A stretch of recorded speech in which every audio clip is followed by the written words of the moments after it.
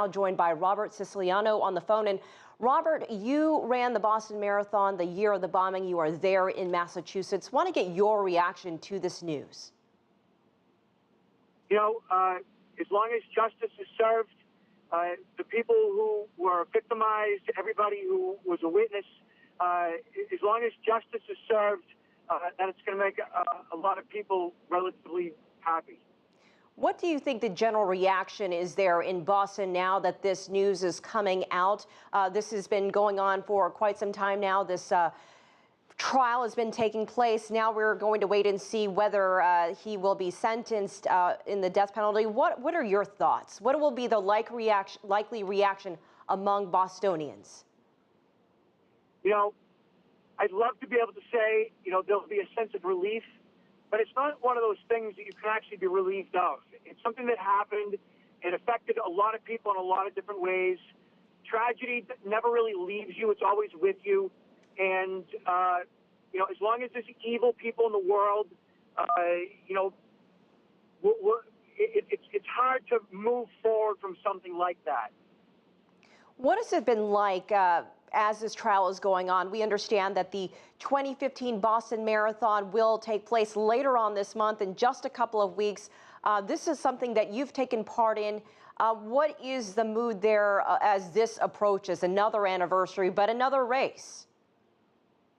You know, I'm running my fourth year this year, and, you know, every year it gets better, funner, you know, moving away from tragedy, you know, like it's a race opposed to, you know, a terrorist activity.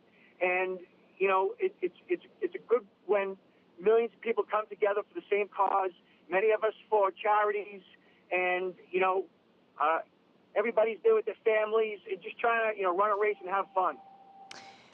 4 people died back in 2013 during the Boston Marathon. Crystal Campbell, Martin Richard, Lingzalou, and Sean Collier, as this happened, stretched out for a couple of days. How has security changed there? I want to mention that you are a security expert. What has changed as far as security goes? What can we expect to see when this race happens again in just a few weeks?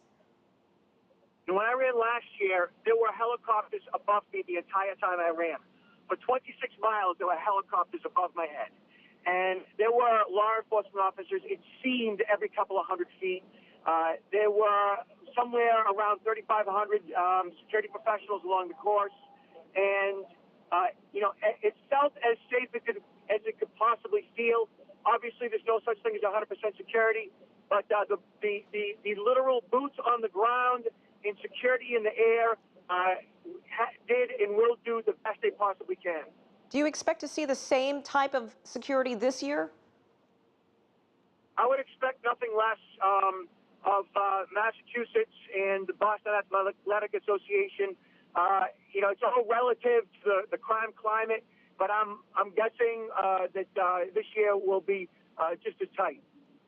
Do you think there's been some closure, in a sense, after hearing that Dzhokhar Tsarnaev has been found guilty of all 30 charges against him?